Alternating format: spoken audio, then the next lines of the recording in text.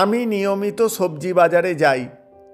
অভ্যাসটা এমনই যে বাজারে ঢুকেই খুঁজে নিই কোথায় বয়স্কা মহিলারা বসে আছেন, কারণ জানি তারা কখনোই কড়া ভাষায় দরাদরি করতে পারেন না।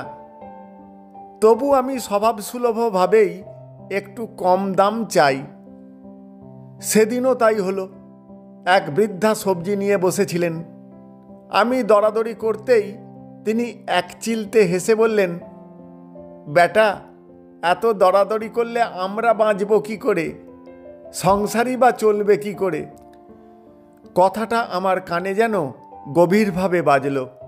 মনে হলো শুধু কেজি দরেই নয়, এই মানুষগুলো আসলে তাদের বেঁচে থাকার হিসেবটাই মেলাচ্ছেন প্রতিদিন। সবজি নিয়ে আমি তাকে একটা 100 টাকার নোট দিলাম। হিসেব করে তিনি বললেন, মোট হয়েছে 90 টাকা। এই নে, 10 টাকা ফেরত নিয়ে যা।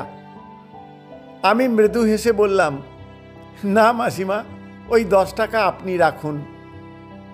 প্রথমে তিনি অবাক হয়ে তাকালেন, তারপর হঠাৎ মুখে ফুটল এক অমলিন হাসি।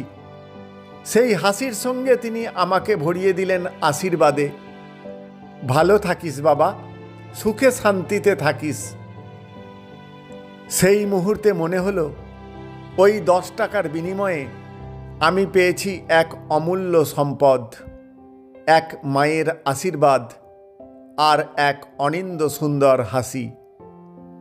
সারা পথ বাড়ি ফিরতে ফিরতে সেই হাসিটাই ভেসে উঠছিল চোখে।